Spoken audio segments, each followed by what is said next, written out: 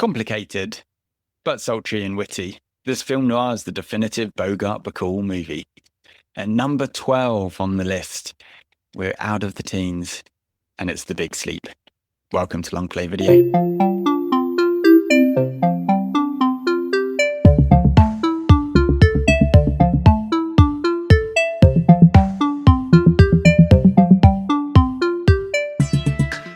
Welcome down to Long Play Video. Welcome down to the shop on a rainy Sunday afternoon, where there's only 4 channels on TV. This is the type of situation where you watch the film that we're going to watch today. Number 12 on my list of 100 favorite films, which we'll get to soon. But we've got a guest come down to the shop. Again, Natalie's come down to see us. Welcome back. Thank you for having me. Hello. Do you have a video that you were turning? Oh yes, I do. Another Sunday afternoon. Just rummage in my bag. And let me just remind myself what it was. It's another Sunday afternoon favorite, which for me is a Hitchcock film, one of my favorites, and that's Rear Window. Nice. Yeah, absolutely. Andy was very similar to that scenario last week when he didn't have broadband. It was just staring out the window. Did you witness anything? This is like the internet, but with real life people. What's going on? Yeah, when did this game start? Everything's super quick when I stare out the window. It's really slow when I'm on my computer. No Hitchcock on the list, which is obviously to some people that makes me not a movie fan. So the movie, lots of comments. The real movie fans, they're like, you call yourself a movie fan, and then other people are like, oh, you're such a movie fan, you can't win, as we you cannot win, as we found out a couple of weeks ago. Half the internet likes you, half the internet doesn't like you. It's a classic. That's your favorite Hitchcock, is it?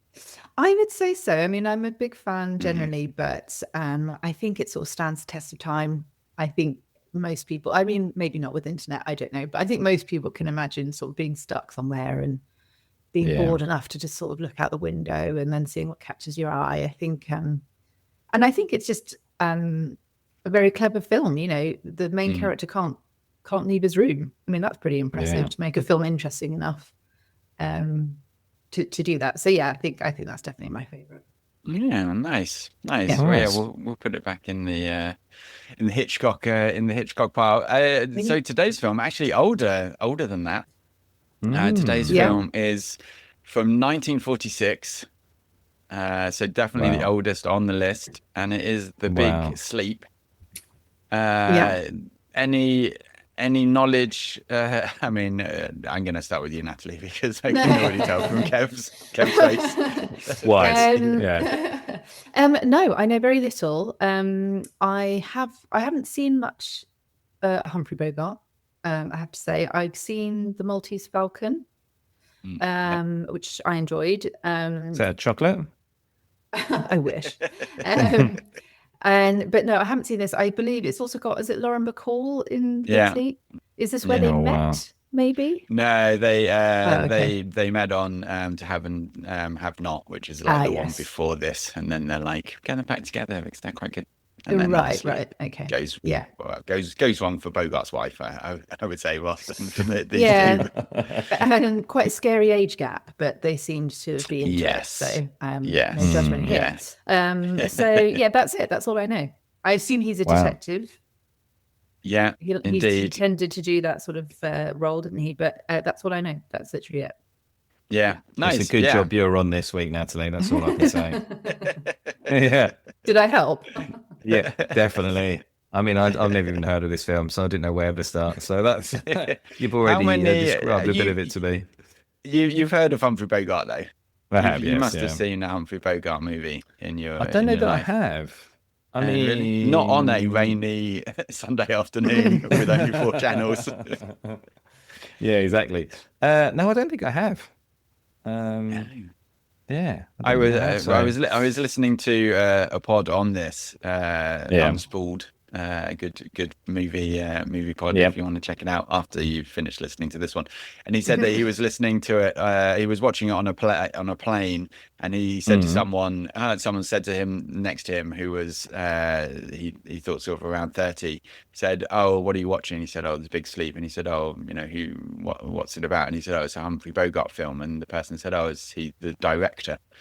And he was like, do people not know who Humphrey Bogart is anymore?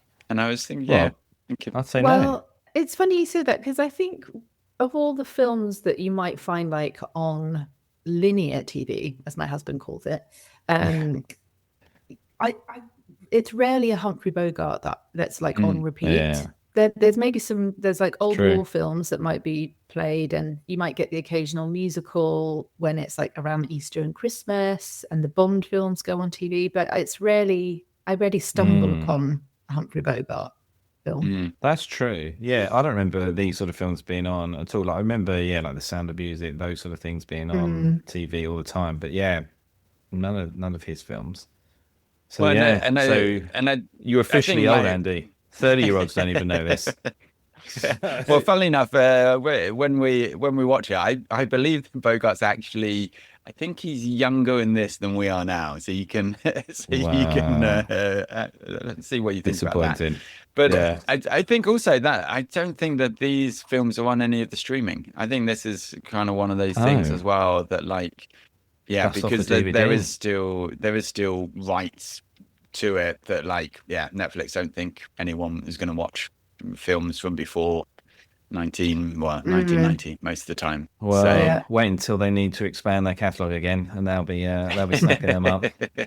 Another writer's strike. That's all you need. They'll be like, Humphrey Bogart, let's bring him back, make him famous again.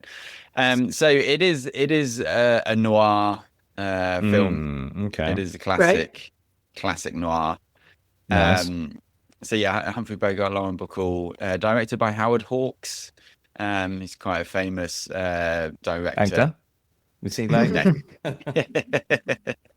He's quite a famous director back in the day. He did Have and Have Not, which is where like Bogart and Bacall sort of met. He also did His Girl Friday, which you may have heard of at least. So. And then written, so it's a Raymond Chandler book, Philip Marlowe.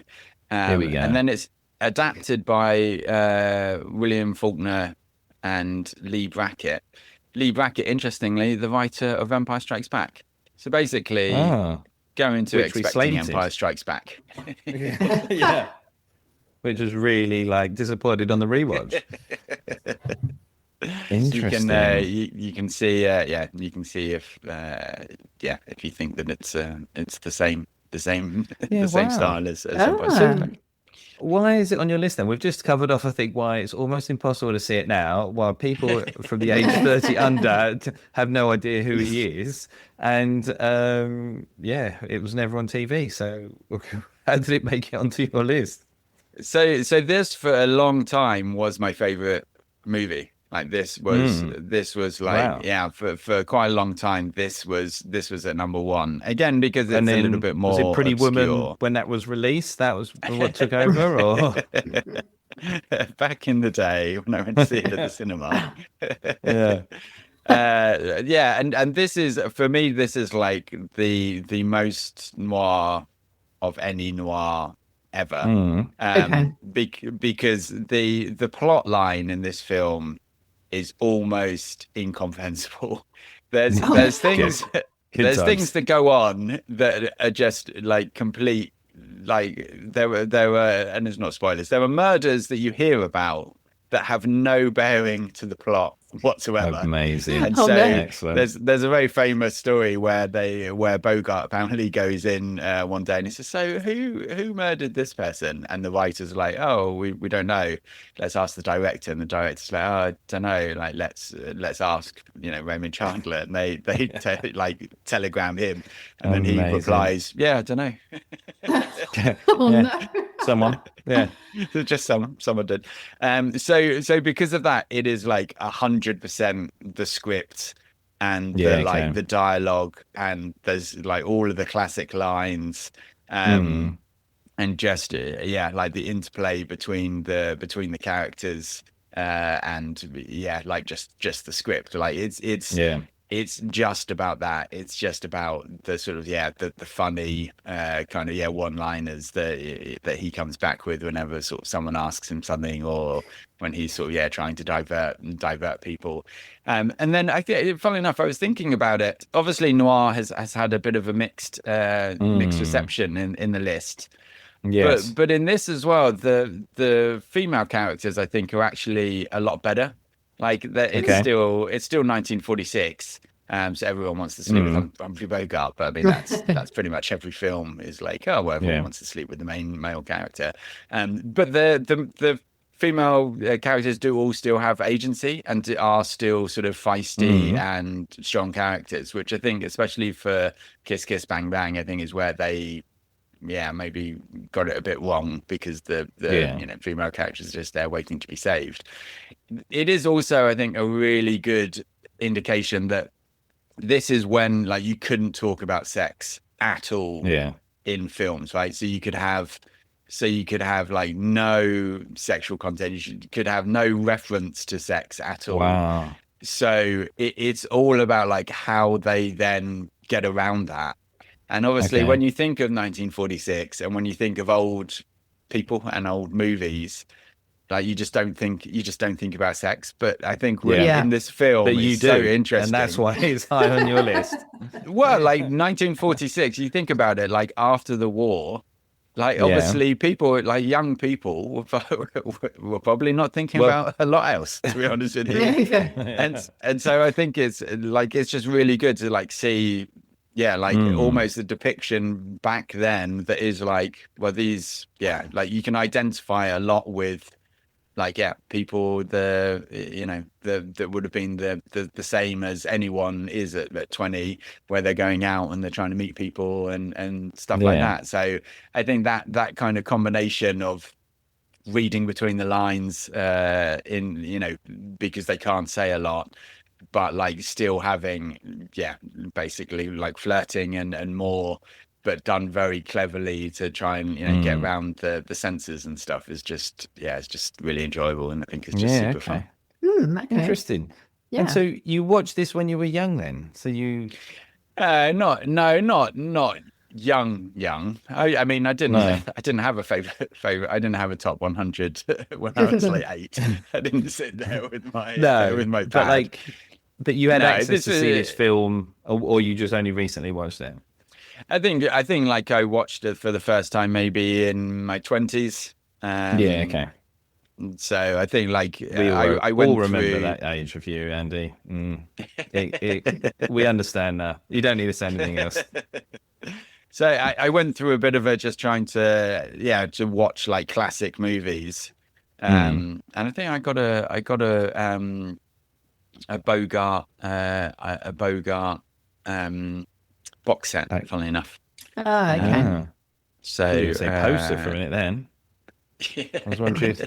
From my room. It's funnily enough, Amazon says that I ordered it in 2002. Wow. So that may have been the first one. It is actually, funnily enough, it is the DVD that I still own. So are we believing Amazon, or do we think they might be lying? Yeah. I mean, I think that's I think that could be legit. So wow. Yeah, watched it. Wow. 23 years ago. Given the nonsensical script, what is it that you enjoy about the, like, why is it so high in your favorites? Yeah, just because of the script rather than the plot. It's the plot that's just don't worry too much about the plot. Well, just so you know, I'm going to be watching this movie with my mother.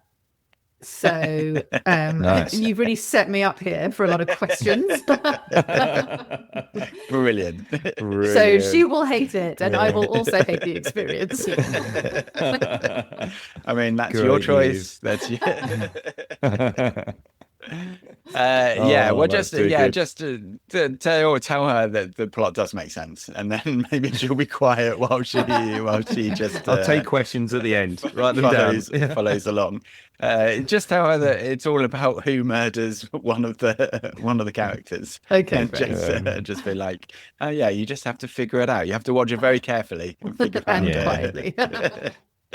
Well, it'd be interesting. I mean, obviously they'll be closer to Bogart and Bacall, like, still Well, very much after, because obviously, 46 is still probably while the ago. year before. I mean, my dad enjoys Bogart. So when I told him, he was very excited. My mum, I think, was like, oh. So, we'll see. You're like, Less so. I'm right there with you. This is the only one you've had to do. Kev's like, give me her number. I've had to do 89 of these.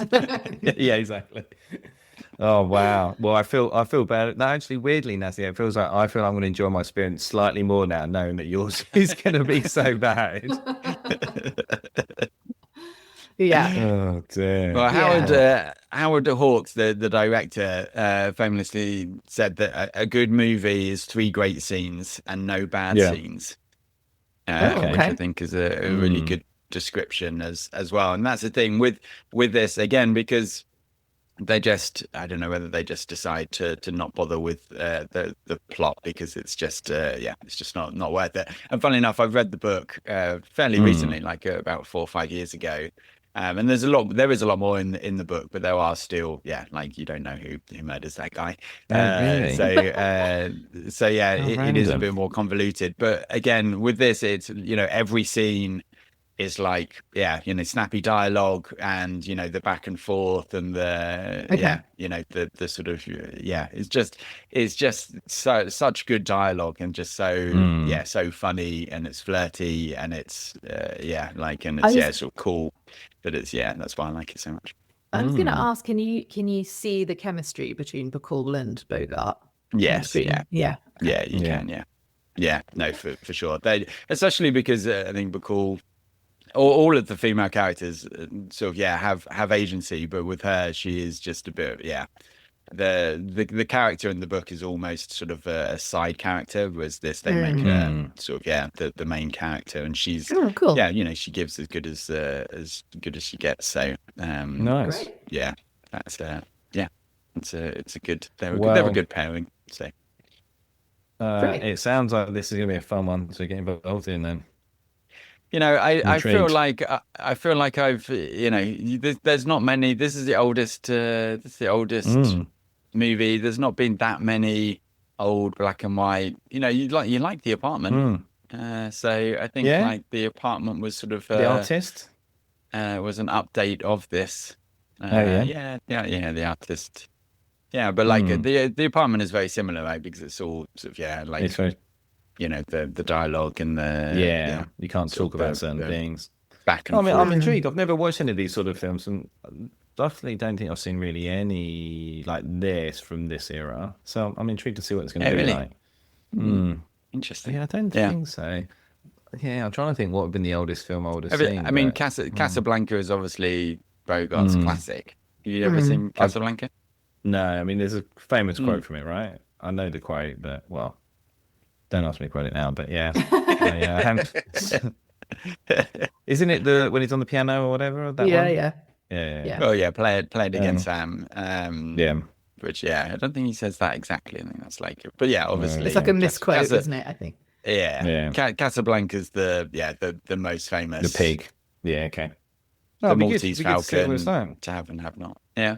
It's big. It's big to have this so far up your list. So we're gonna see. Well, but as I say, like this, this has been number one. Like where people would be like, oh, what's your favorite movie? And I would say Big Sleep for years and years and years. But now it's not even in the top 10. Or when I was doing this, I was a bit like, but does it hold up? And I've not seen it very recently. And obviously, as we say, the noirs. Well, I think it was really just Kiss Kiss Bang Bang, right? That was Kiss the one. Kiss Bang Bang was poor. Yeah. I think that was less to do with the genre, more to do with just the script. and just thinking, oh, if you just call a character gay, you can get away with any homophobic remark. Oh no. It's not really how it works. No. Oh God. As it may be dated for other reasons. Yes. Yeah. So yeah, Yeah, no, cool. we'll see whether you like it, and have a viewing party. By the sounds of it. We'll get it on and see you after the jump.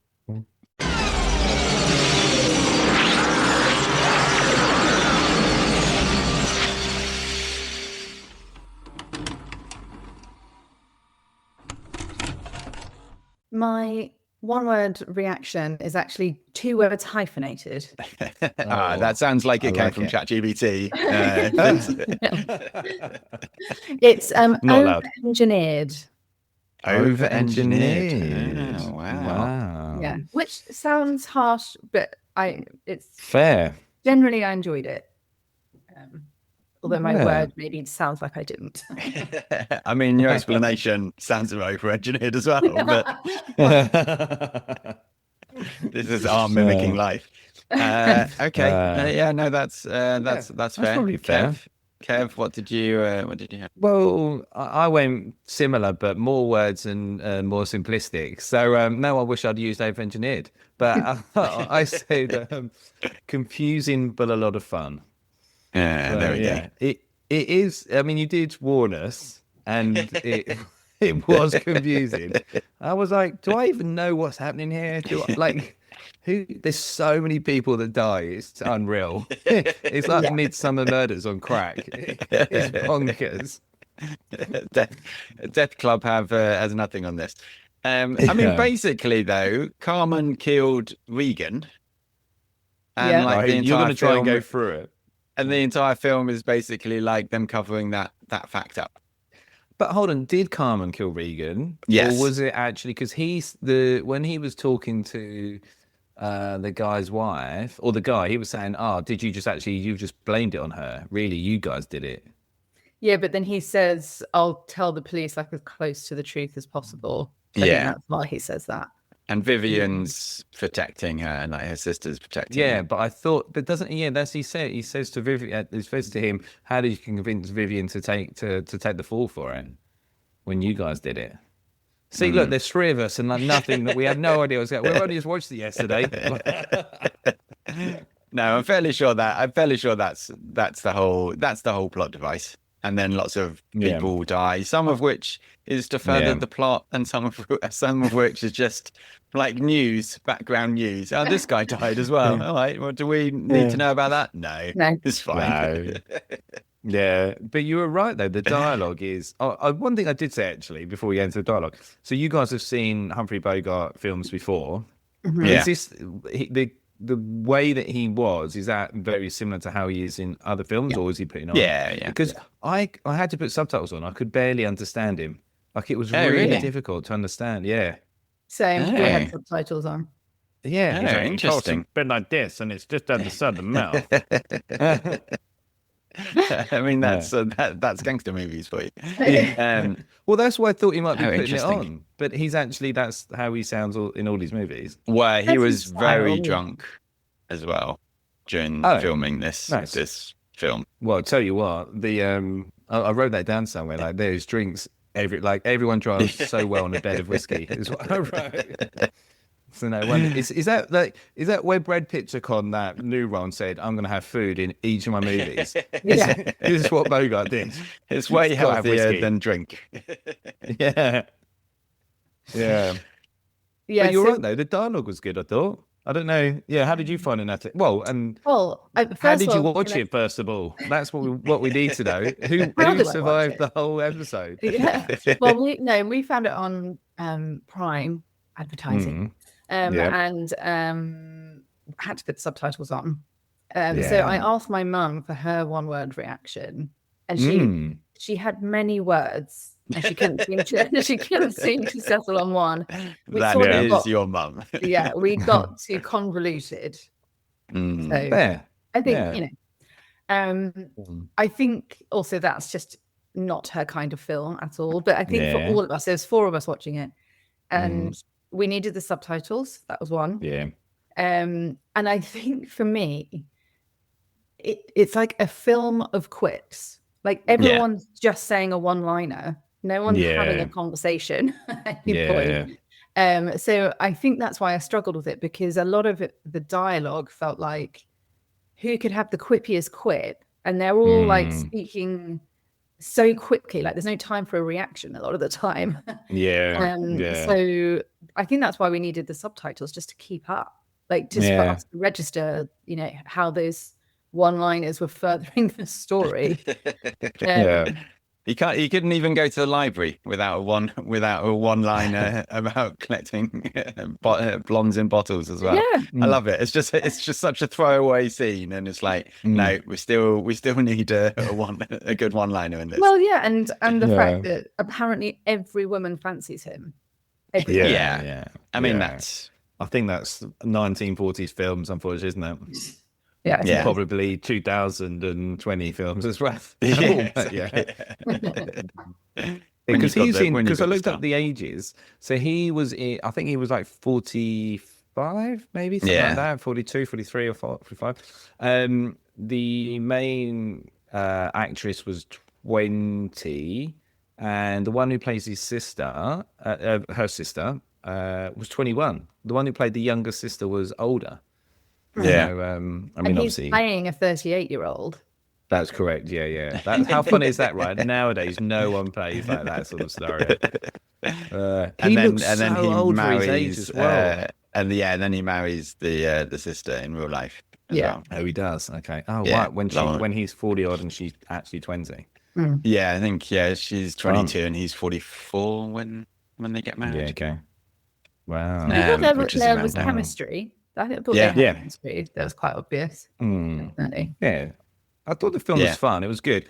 It did feel like you were saying about the quips. At one point, I was thinking, is this the predecessor to Aeroplane? Like, it kind of, there's so many jokes in here, but like you said, they're more quips than jokes. So it's kind of like, it's funny, but not funny. Whether they've ever made that comparison to to the amount of jokes per second from Airplane and this. It's the amount of quips in this sneaks it in. And how about your dad? Because your dad was you were saying more of a detective noir fan. He enjoyed it. He definitely was laughing at some of the quips, I would say. I don't know that he would have said it was like his favorite, but I know he likes to sit down and, you know, watch a detective film, and so do I. I mean, who doesn't like solving a mystery, right? So I think that's the problem with this film. You don't get to solve it. You don't get to solve it.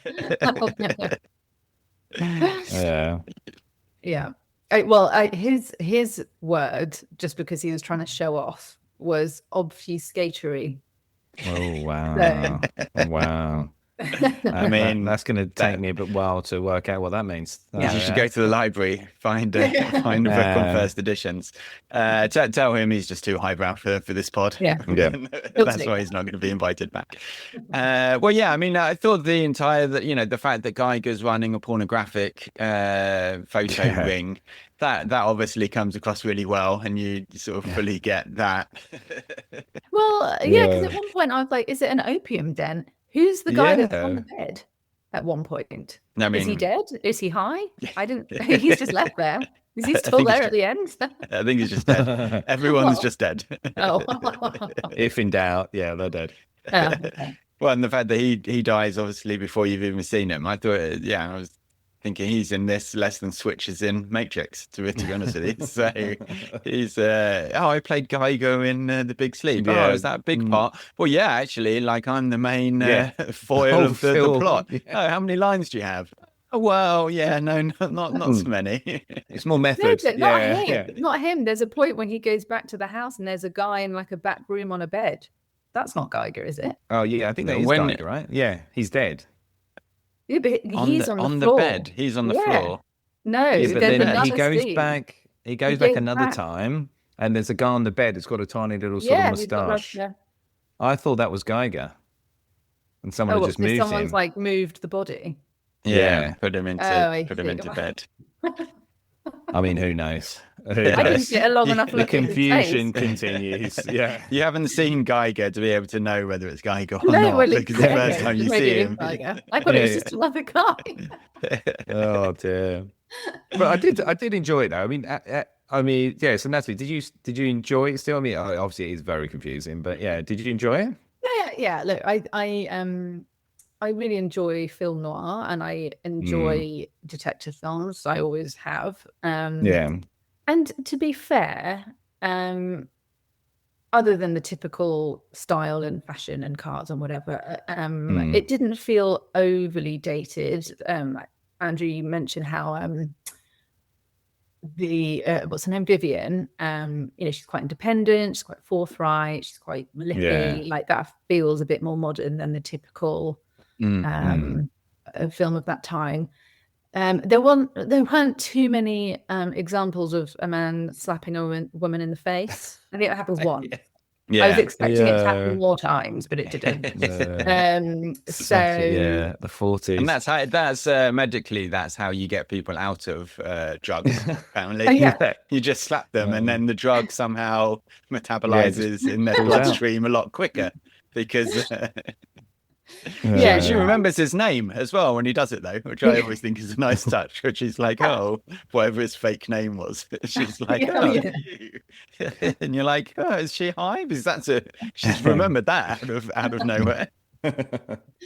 Yeah, no, I did like it. I think I'm sure we'll talk about what sort of dates the film in a bit, but no, I did like it. I think it's a shame. Like, I think the scene with Joe, the chauffeur who gets killed off, didn't need to be there. I think it would have been less confusing if that just whole part of the film hadn't existed. Because I think, again, at one point when they're like, Agnes is here, I was like, who the hell is Agnes? Because it was, it didn't need to be there, I think. I think if that was completely eradicated from the film, it would have been great. I mean, there's so many things that shouldn't have been in this film, so I don't know where you start, really. But, did you enjoy it then, Andy? Yeah, no, I do. I think there's because so there's two versions of the film. So they did make the film the first time round where apparently the plot's a bit more obvious. And then they recut it because I think Bogart and Bacall had both been in films that hadn't done so well. So then they recut it to like feature them more, because at the time everyone was just interested in Bogart and Bacall, because they were basically the Brad and Angelina of the time, where they were having an affair, and then it sort of all came out and stuff. So but yeah, I think it moves really quickly. I do. I like the kind of the speed of the dialogue, and just kind of the sort of the back and forth. I think once you're in that world, like, I don't really want the real world. I just want it to be like, so stylized that everything is a quip, because it's not like, oh, now I've got to do my shopping. You're a bit like, well, this is that's pointless. So I still really like it. There's so many good lines in it, and I do just like almost that sort of 1940s just sort of coolness, and figuring stuff out but not figuring stuff out. And this is why it's sort of my favorite noir in a lot of ways, is just because it is that kind of like effortless sort of coolness that so you grow up seeing in films, where everything just sort of works out. Whilst also, like, and that's the thing, like, they weren't allowed to talk about sex at all, but it is there is a lot of chemistry throughout the entire film, which is testament to the script and the acting. Well, even really. The book scene, right? The bookshop scene, where he like goes across to the other bookstore and he's like, oh, do you know this person? Yeah, can you tell me what they look like? Can I just hang out here? And then all of a sudden it's just flirting, and he's like, oh, the bookshop is closed now. You just needed some voucher, wow. Again, take off the glasses. As we all know, glasses are a great disguise. It's like, can you take your glasses off? And that was probably the first time. That was it. Taking off glasses, taking down the hair, completely changes. And you think, well, how many films has that now been used in? Yeah, that's true. So And then with How the funny. cabbie as well. I mean, that's it. As I the said in the cabbie. first half, like, yeah, okay, they all fancy Humphrey Bogart. We can discuss whether he's Yeah. a sex symbol or not, but like Yeah. they're all chasing him. It's not Yeah. like a Bond where he's like Yeah. they're like no, and he's like yes. It's kind of like Yeah. he's distracted trying to follow the plot, not really understanding what's going on. The same as all of us. And then they're coming onto him, and he's like, "Oh, actually, yeah, I've got a Yeah. pretty good bottle of wine in my pocket. I'd much rather get wet in here." You're like, "What a great line!" My mum had a lot Yeah. of fun at the women and how Oh, yeah. flirtatious they were. She didn't But they're approve. very forward. Well, Oh, it's like she doesn't wow. even know her daughters. How dare you? Oh, dear. Yeah, she was like, How it's very all, dare very, you. it's all about flirting and all about, Yeah, how it was. yeah. So was this like Which for maybe there's been 1945, like is Yeah, that's what I was thinking. Is this like a rare film where actually the women are flirting more with the men rather than it would have been the other way round? I guess, even like you were saying with the cabbie, I had this as one of the lines where he's like, she's like, oh, here you go, here's my number. And he's like, yeah, nights are better. I work during the days. And I was just that's like, brilliant. Shall I call you day or night? Nights are better. I work during the day. You just like that's Yeah. just such a great that's line. a great line. So yeah, was it more ahead of its time then? I mean, you would guess so. I mean, there's not many films from the 40s where, the women are so forward. So yeah, I mean, like obviously, and the reputation of the 40s and 50s, and that's also why I really like it. Is it just seems very modern, and almost in that way where as I sort of said, I think in the first half, like every generation thinks that they invented sex, and actually, no, people were the same then as they are now. yeah, and like it's the you dawn would of have, time. yeah, exactly. Yeah. And I think that just it's refreshing because it's not just obviously from the 40s and then black and white. You have a picture in your head about what people were like back then, but actually they were still young or not young and like living their lives and doing the same thing, right? So Yeah. So what was it then that you guys didn't like? I mean, I guess other than the complete confusion, was there anything else that really stood out? I think what I didn't like was that I don't think there was enough time with Carmen to highlight the fact that she was a bit of a nutter. Like I think they sort of talk about how she's out of control, but I think out of control and like going gambling is different to murdering someone. And we got snippets of it. She turns up in his apartment and she's trying to flirt with him some more, and when they first meet and stuff. But I think I would have wanted there to be more of her to understand that she was, a bit nuts. And I did read afterwards, apparently there was more of her filmed, but she outshone Lauren Bacall, apparently. So quite a lot of her scenes were left out. So, but I think that I didn't like that. I would have wanted to see more of her, I think because there was such long gaps between us seeing Carmen, it felt like I'd always forget that that's who we were talking about because we had so much time with Lauren and Humphrey. I was a bit like, oh yeah, it's Carmen, like she's protecting Carmen. I'd almost forget about it. I think that for me sort of stood out. That's a good point. And I think you kind of just have to think that she just hit heavily on drugs and she's just going around like there's dead people everywhere that she's got on. There probably is a bit of a dearth of her in the film.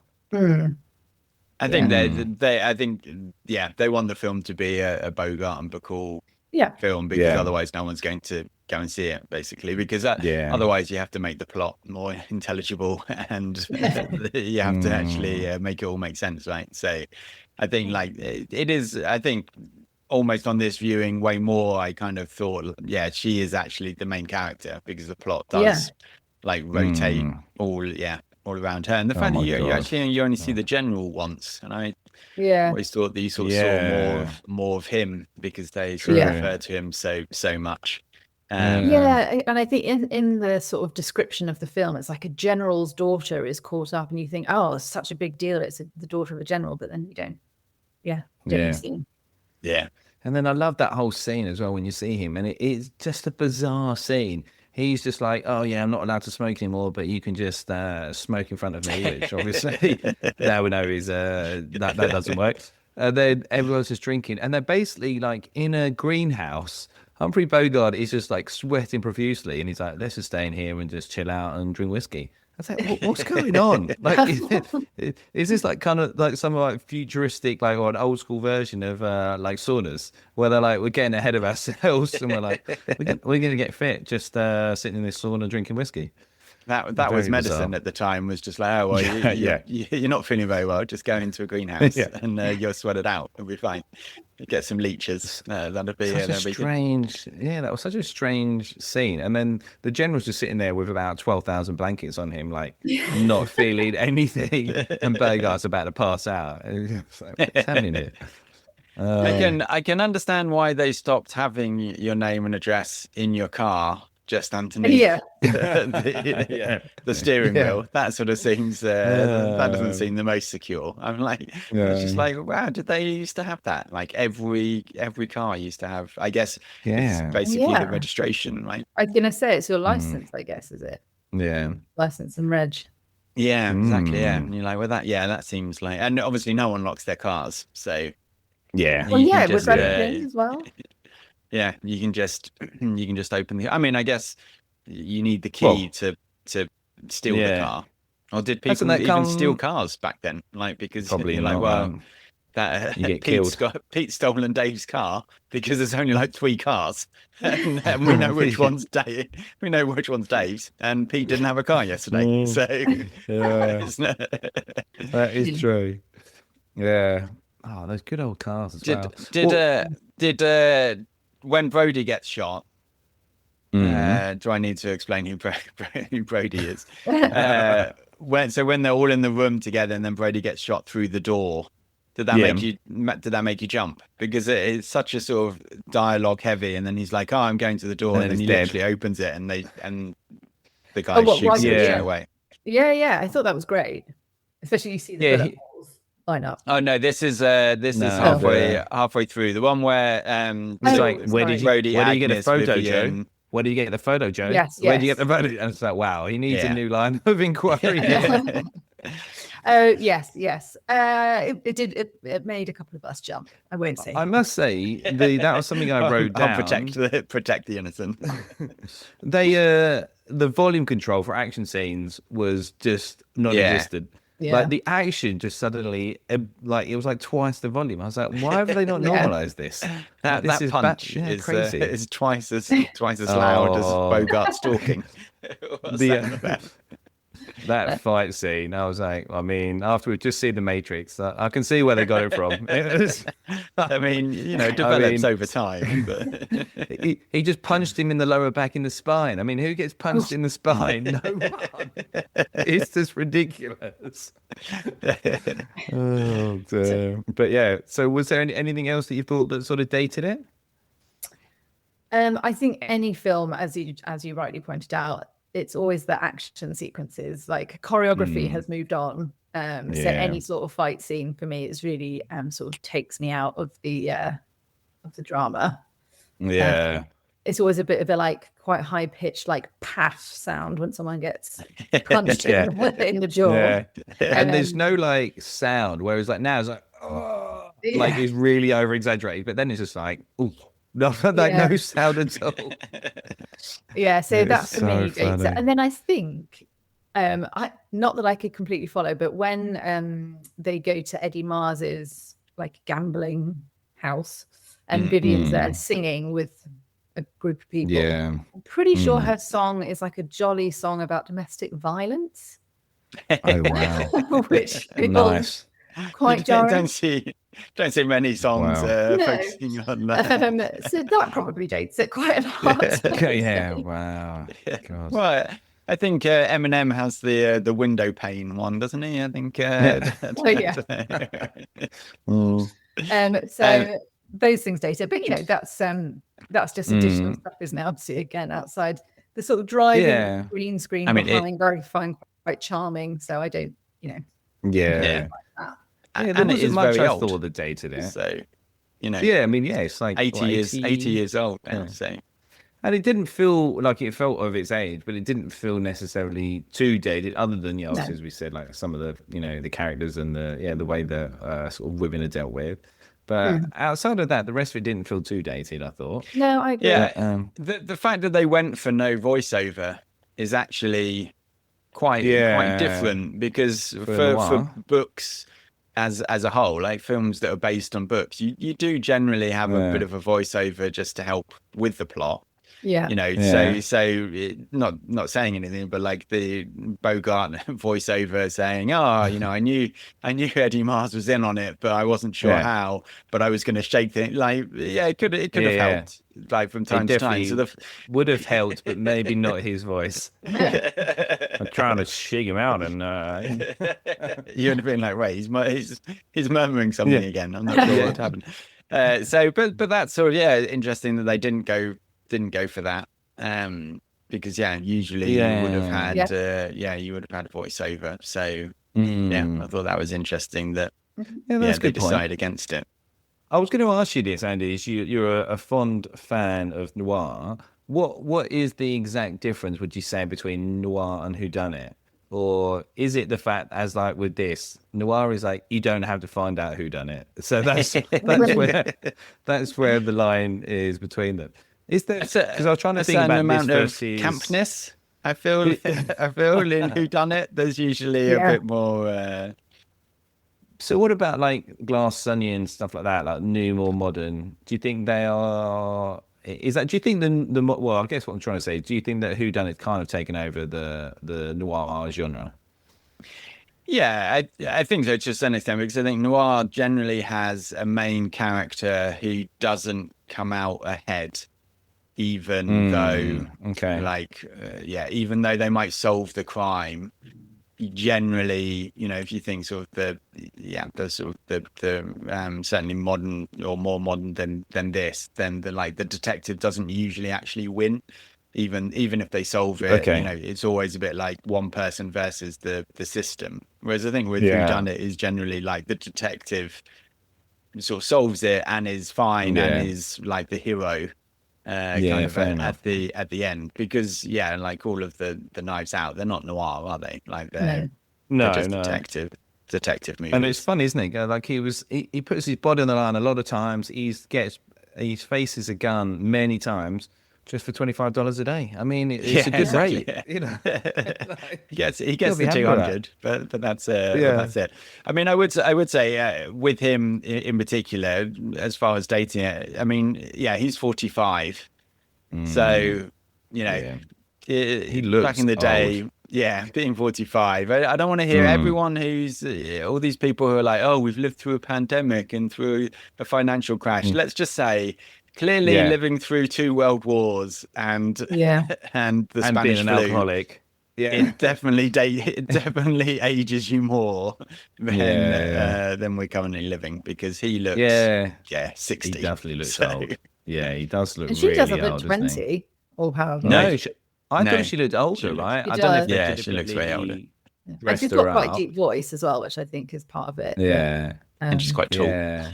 And she was very good. I thought she was very good. Yeah. I was very impressed with her, I must admit. And I mean, a lot of the others are just in and out of it, really, aren't they? No one's really in it too much more. Those two are definitely like sort of the key two, and everyone else is sort of flitters in and out.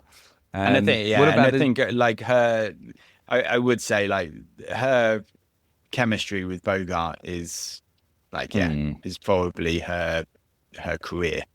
Like, I'm not sure that she's an amazing actress outside of being opposite Bogart.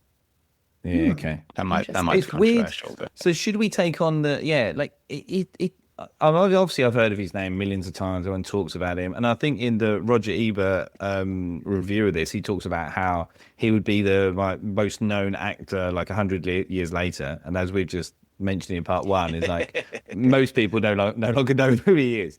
But I mean, maybe coming to you first, Natalie. Yeah, like I mean, he's only in his 40s. He didn't look that attractive to me, I didn't think. I was surprised because, like, everything you hear about him, everyone's like, oh, yeah, Bogart. I was like, oh, he must be like this incredible person. But, we actually talked about this a bit yesterday, when we watched it. Like, he's not someone that I think of when I think of like the heartthrobs of that era. Yeah. He's not really someone that jumps out at me. He's got quite a nice face. I think in the whole rig, where he's got the hat on, he's got his trench on, he's sort of lurking about in the dark. It's like, oh yeah, okay, I can see this is quite a sort of sexy overall experience that he's also there. But yeah, I'm not a bit like, oh my god, Humphrey Bogart. Like, it's not, he doesn't stand out, I would say. What about you, Andy? Does he get your vote? He has a very big face. Like, he does have a big face, doesn't he? The amount of space that his face takes up just seems strangely out of proportion to the rest of his. My mum kept saying he's got a really big head, and I kept telling her off. I'm not even sure to tell Andy off as well. I'm not sure it's even his entire head. It's just his face. He has a very big face. But I think again, it was. I think with him, it's kind of the Hollywood story, right? It's a bit of like Frank Sinatra. It's him in films, but it's also like the playboy life that he led sort of outside of films, and the fact that he was, not one of the first, but like he was such a big star that it was like early on. It's Humphrey Bogart, and almost, it's reputation and it's aura and it's everything else, and it's not really about what you look like. It's about like, as you say, Natalie, like the entire package, and again, like just playing really cool people, like that even when they get beaten up, they've still got one liner to come back with, and stuff like that. So, and I think it's like he's capable, right? Like, he wasn't scared in the face of a gun, and he could like think his way out of a difficult situation, and so it's all the sort of tools. Yeah, getcha. Yeah, so it's not like he's using his fists to get out of it. He's like using his intelligence. Yeah, fair enough. What about then the deep fake? Andy, do you reckon anyone would be good in this? And Keanu maybe as the wimpy guy who drinks the poison. I don't know. The guy who gets killed at the start. Geiger. I've always thought he'd play a great Geiger. Yeah. What do you think about Gosling and Stone? Yeah, I mean, Gosling and Stone have the chemistry, don't they? Which is, I could see them. Yeah. I mean, amazing, really, that there's never been any rumors or there's never been an affair there. Because two good actors. Exactly. They have amazing chemistry on screen, but it is acting, which is apparently what some people can do, but other people can't. So I'm not sure. Although I'm not sure that Gosling is cool enough. So, I don't really. Didn't he do like a noir type film? Oh, he did the other guys, not the other guys. The nice guys. One with the nice There's guys. one where isn't there one where he's all, oh yeah, I mean, I guess that is. What's the one where he's always got the hat on? I can't remember that one. But also Blade Runner is basically a noir, futuristic noir. Yeah, but I didn't think he's good in that. Oh, I quite like him in it. Yeah. I don't think, for me, I don't think he's got that like cool aloofness. Really? He always looks like he's about to cry. Oh, weird. You think he's a crybaby? I think he's a crybaby. He just needs to man up. So strange. I would never have thought anyone would say that about Gosling, and he's going to take that personally and have a little cry about it. I'll find him outside my house crying, and it'll be fine. Just like, why? Why do you think this? I'm trying so hard. So, were there characters that everyone identified with? Did you play a game of who's who in the film afterwards? I think if I had to choose, I'd be the lady in the bookshop over the road, because she seemed quite smart and observant. So I would want that. I mean, again, that was the glasses. As soon as she did the glasses off, didn't seem that smart. She seemed like she just knows what she was doing, wasn't she? She was like, I'm working a bookstore, I know what I'm doing. And then like, this guy looks hot. okay, he needs to burn a couple of hours. Let's go. Let's hang out. Although is it the harshest blow off ever when she's Oh like, my God, maybe you could come by again, and he's like, so long, pal. Yeah, I know. I'm friend zone, Ooh. brutal friend zone. Yeah. That's the invention of the friend zone. Okay, let's put that down. 1945, the friend zone is invented. It's been created. I Yeah. guess. What about you, Andy?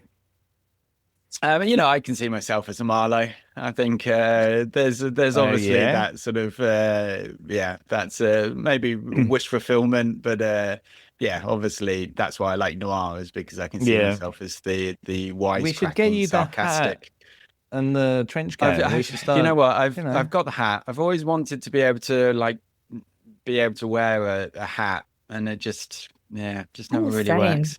Maybe you're just missing the trench coat, and that's the issue. Maybe put them both on and to see what happens. Yeah, I mind. I'm not sure walking around in the summer with a trench coat and a hat on is going to get me particularly far. But we'll try it on the pod, and then we'll just see how we go from there. I'll give you a rating every episode. I love the time period where people wear hats. I think that's it's just such a shame that we can't. That just didn't catch on. Well, even after he gets beaten up in the alleyway, he's like, my hat. He couldn't leave without his hat. Get me my hat that's been in probably the wee and the puddle and everything else. I need my hat. Probably just leave it. Just go and buy yourself a new hat. No, I need it. I need my hat. What about you, Kev? I mean, I've pretty much you're only one step away from the general these days, aren't you? So. I mean, I need to just start living vicariously through other people. You thought, you thought the Matrix, the Matrix acupuncture looked good. Maybe you just need to sit in a greenhouse for a couple of days. That might be it. That might be the actual solution. No, I quite like the butler. I thought he was quite good. He has like basically 1 or 2 scenes, and then he just gives it as good as he can with Bogart. And I was like, I like this guy. He's like, you've made a mistake. And he's like, yeah, I make a lot of those. And I was like, I'm not getting involved. Doesn't explain why. He's trying to get him in, and he's just like, no, I'm not playing. I'm not. Yeah.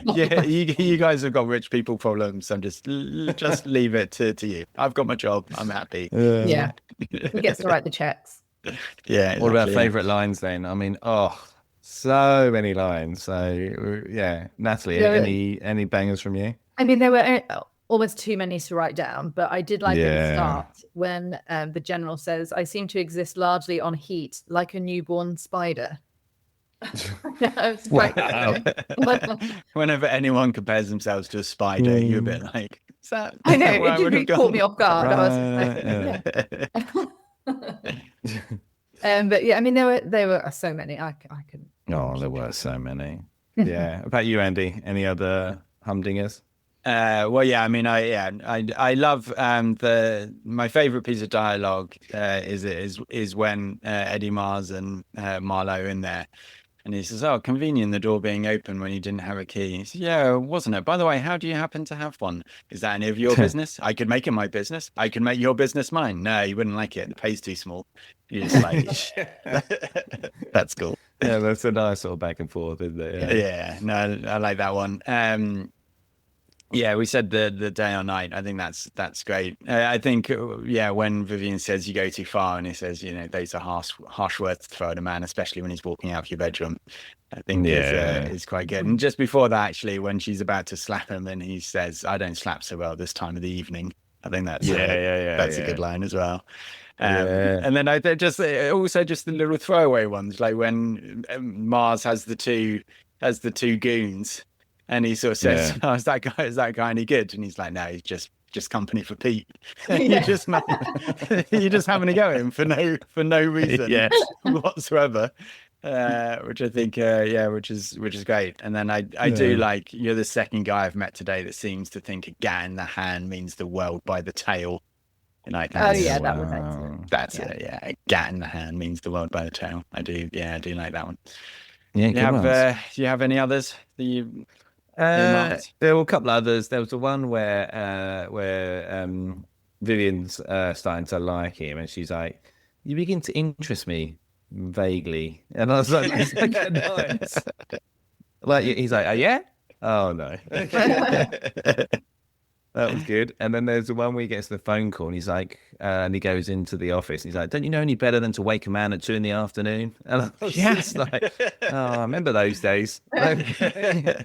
Yeah, I was thinking, I want to be a private detective. You can sleep until Yeah. 2 p.m. Yeah, 2 p.m. That's great. That was brilliant. I would say that the design of offices doesn't seem particularly good, considering you can just see through the window into the other office. Yeah. You're a bit like, well, that doesn't seem the best designed.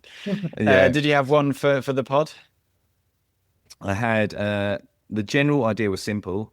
The details were messy, which I think is that was good at the start. We've got a great idea. How are we going to make this happen? That's a good one. That's a good one. I had why did you have to go on? Too many people told me to stop. That's the only reason we're getting to the top 10. Too many people. That's deadly accurate. Oh no. So what about reviews then? Yeah, onto the review. So just before I go into the 3-star reviews, I also did read the review. Someone said, "Great movie for those of us who like to use pen and paper to keep track of what's happening." I just thought that was I thought that's a great description of it. Yeah. Can I just ask before we go on? Have you just to check? Have we got any more reviews from previously? Said person who reviewed Chef and has a little beef with Simon Pegg. There's no Simon Pegg. Okay. This just check in this one. Yeah. Maybe they thought this was a 5-star, and then they haven't come in. Yeah. So I mean, as you can imagine, there's people that just find the plot a little bit confusing. Although someone says the film itself is beyond compare. I don't need to reprise all the superlatives expressed already. 3 stars. So again, and then only 3. Seems a bit of a positive review for 3 stars. The stars were very much better than this suggests. So they were saying that like Bogart and Bacall are better than this, and you're like, well, this is like where they think that they're the best. Okay. So, well, there you go. Yeah. Each their own. The dialogue is as sharp as a knife, and Bogey and Bacall deliver it with their typical panache. The cinematography is striking. Never has a film looked so noir. However, a story is required, and story is what The Big Sleep lacks. You're a bit like, yeah, okay. Yeah. Can't really argue too much with that, Yeah. Imagine my horror that the promised version included on this Blu-ray disc was a direct copy of the version from the previously released DVD, which I already have, and as a result is in standard definition, not HD. Imagine that person's horror. How can you watch black and white in standard definition? Why would you do it to yourself? Why would you want it in HD? Yeah, well, it would be a good question.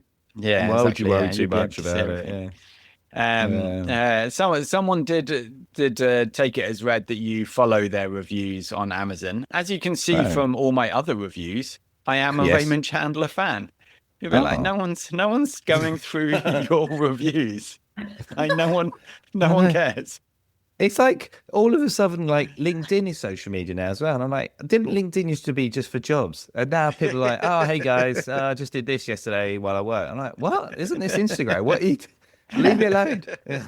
On LinkedIn, someone said, Big Sleep, 3 stars. You're like, wait, what? Do you know what? I'm going to start doing that. Everything just becomes one. I watched this movie the other day, 3 stars. People would be like, wait, is this still LinkedIn?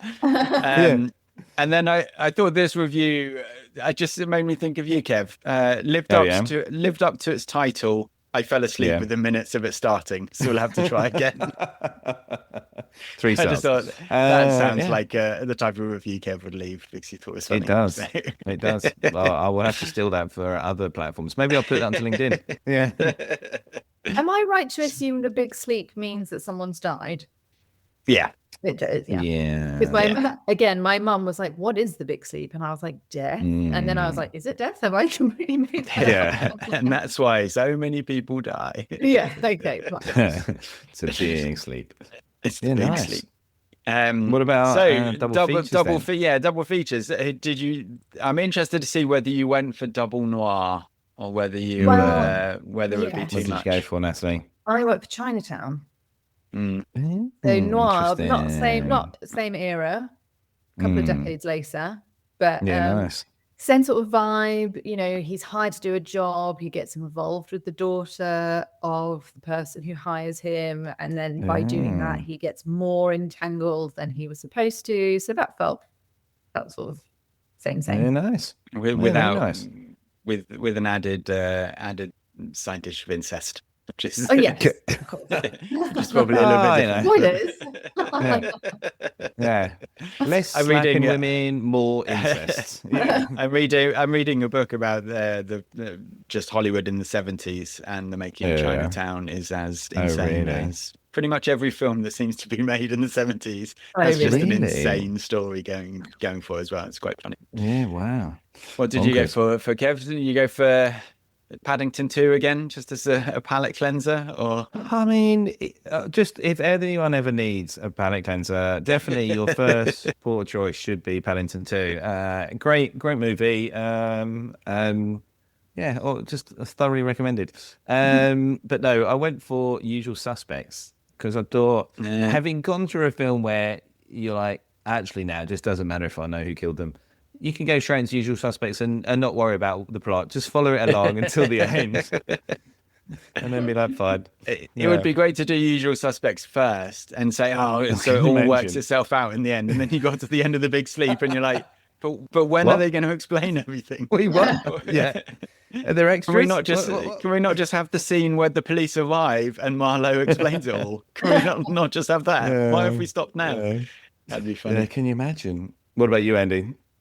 I went with His Girl Friday, which is a very sort of similar, like very dialogue heavy, really good sort of two main stars that have a lot of banter back and forth, sort of similar time period and stuff as well. And I do like snappy dialogue, so it's one to check out. So that's Cary Grant. See, Cary Grant, you would say it's more distinguished, wouldn't you say? That's more classically. Classically, Bogart isn't. Is there? We didn't ask. We didn't ask you. Do you have? Me about Bogart? About Bogart. He's not in my top 10. I must admit, it's not the nomination, but yeah. It was a weird one, wasn't it? And then I just thought it very strange, especially as we spoke about it in the first part about how, and obviously that he was married to McCall as well. And I was like, wow, it just seems really bizarre. But each their own. Different something about him. Different standards of beauty. That's fine. We're not here to judge. Well, exactly. We don't want the society for large-faced people to come after us. But there's bound to be a group on Twitter somewhere. Yeah, so. If you can think of it, it's been made. Yes. So then, here we go. What did you have for the algo? Well, I mean, I haven't seen many 40s films. In fact, I was trying to think. I think this might be the only one I've seen. I was trying to think there's another one I have seen. So that noir style, I'd struggle with. So the algo might beat me this time. But I went for LA Confidential. Similar, Memento, and then slightly left field, Ocean's 11, because of the banter you have. I mean, it's man and mouse, so it's Brad Pitt and George Clooney, but it's very similar, the back and forth quips. So that was what I went for with my final choice. Yeah, interesting. Yeah, so the algo did LA Confidential, did Chinatown. It's left field one. It was actually Zodiac. Oh, okay, with Jack Gyllenhaal. Yeah, which is interesting. Can't see that for ages. Very, tense and obviously a detective film, but then not very more quippy. serious. Yeah, noir. Not noir. Not very well. I wouldn't Kind of say. very- Wouldn't you say? It's more like those, like the, what was it? The, I can't remember what those films were now. Like there's, I can't remember them. But it was like one with Morgan Freeman Gotta give us and kiss the spider or the yes, the yeah. girls and the I do have spider. Spider in it. Yeah. Like those films. Like, Yeah. I would say is similar to Zodiac. Yeah. But I think so. I mean, Zodiac is a very tense film. it's serious, right? Yeah. And It's, I would say that this is not a tense film. At no point am I like, oh no, No. what's going to No. happen? No. He walks in and someone's got a gun on him, and you're like, well, this is fine. This is not a concern at all. Yeah. Yeah, there's no Yeah. real peril, is there? Did No. Letterboxd not suggest Maltese Falcon? Was that on there? I said no other Bogart movies. Oh, Yeah, okay. Funnily enough, yeah. Yeah. Mm. So I mean, Chinatown and LA Confidential. I watched LA Confidential a long time ago, not at the cinema, and I didn't particularly like it. It felt like No. a faux noir to me. Yeah, okay. Maybe it'd been better with Val I Kilmer. remember but getting quite bored with LA Confidential. It was quite long, I seem to remember. I mean, I think Yeah. it was quite sort of highly regarded, but I Yeah. didn't get with it. It's got a lot of Yeah. famous people in it. Yeah. yeah, felt a bit like one of those Valentine's Day movies, or where they just have all the celebrities. doing Yeah, you just all the stuck in cameos. there. A bit like Love Actually, isn't Yeah. it? So yeah, I'll give it to you then, Kev. Well, I'm feeling Yeah. generous. I think Oceans is a bit more like this than Zodiac. Yeah, I think that's it. This is about the script. That's right, because I wouldn't even say Chinatown really is a good comparison, because Chinatown doesn't really have that many quips. I think Chinatown Same again is dialogue. like a more serious noir. It is, yeah. Yeah. This is not a serious movie. Like, this is obviously like, this is at no point is there tension other than how is he going to kiss another girl? Although you actually only ever see him kiss for cool. Don't actually It's see. all implied, isn't it? Yeah. That's true. Yeah. Yeah, there is. Okay, so it's number 12 on the list. Previously had been number 1 on the list. So where is it now? Yeah, so I think just shuffles along to 15, which is sort of the next free slot. If there's something there's definitely going to be a film that is higher. Yeah. So it will probably end up lower than 15, and then if there is something that drops out of the top 10, then it might come back down. But just for neatness sake, at the moment, it will go back to. You've got to 15. love it. I do still really like it. The dialogue is so snappy. Like the speed of the like sarcastic retorts, for anyone who knows me will know why it appeals to me. So I like I still really like it, and I think it is just a really great example of a 40s movie that, like, if it wasn't black and white and like the period pieces, I think it's very modern in the way that it was written. Which like stands up super well for 80 years. I mean, 80 years later. Yeah. I'm not sure That there's is a bit many. crazy. There's not many movies that are going to be like, oh, that's still, pacing wise and how it's shot is on point. So Yeah. Yeah, interesting. We'll have to have a look through what gaps are available soon and just see, because I know there's a big drop coming somewhere for something, isn't there? So yeah, no, I keep track. Don't worry. Well, no, I want to know what's available. So there's like, if 54 is available, I'm like, what's dropping at 54? No, everything. We're back on track now. So 15 is the last slot, but we do have next week Return of the Jedi. We have the Return of the Jedi versus Star Wars New Hope off. So those won't both be in the top 20. I can you would not believe how much coverage that's been getting in Australia. Everyone's going to be happy to hear it's finally here. Everyone's been waiting. So how about you, Kev? Then you saying this is the first film from the 1940s that you've? I think so. Yes. Seen? I was trying to think. When was the Ten Commandments? That wouldn't have been the 40s, would it? That'd have been like 60s, maybe. Maybe. Yeah. That's in color, isn't it? So Yeah, 56. Okay, yeah. So I think that's one of like the So you've never early- seen Citizen Kane, obviously, is No. is the classic. You said that you'd never seen Casablanca. You've never seen any other Yeah. Bogart No. films. No. Third Man. No. What's the Christmas one? The old Christmas one. Not the It's a Wonderful Life. Yeah, when's that? Yeah, that's from 46. Yeah, Okay. that's 46. So hold on. Was that on your list? I can't remember. No, it's not on your list. is No, it? it's not on the list. No. I don't Okay, actually so I like have it. seen It's depressing. I mean, I watched that. Yeah, I didn't think it was great. So I've only watched that recently. So okay, so this is the second okay. 40s film that I've seen. So yeah, no, I actually really enjoyed it. I thought it was really good. It's gone in at number 13 for me. So in wow. the very, very good section. Wow, that's super high. Yeah, I thought it was fun. I mean, definitely get subtitles on when Bogart's on, but yeah. But yeah, below the Lunchbox and above Malcolm X. So very Wow. unusual 3 films, but yes. Those would be Yes. good 3 films to watch. I think I would. Yeah, I'm trying to think more. I think maybe finish with The Big Sleep. I think maybe start with Malcolm X. That's pretty intense. Then drop down a little bit to the Lunchbox, and then like ease off with The Big Sleep. Yeah, I yeah, think. that'd be Lunchbox, such a great movie. Yeah, good movie. Awesome, cool. Well, yes. So for next week, Yeah. we've got the Little quote. spoiler. Who's the more foolish, the fool or the fool who follows him? I went for a more obscure quote, just so that we weren't too obvious. Natalie, thanks for coming. Thanks for coming Welcome. down Thanks for having me. to the shop. I think the next time we see you, we'll be rolling the dice. Yeah, mystery film. Yeah. Proverbially Live and shows. literally. Tickets still available. Tickets to Yeah. we're doing it halfway in Singapore. So. Yeah. Do thank Tom Miller for the theme song for us. And we'll see you all next week.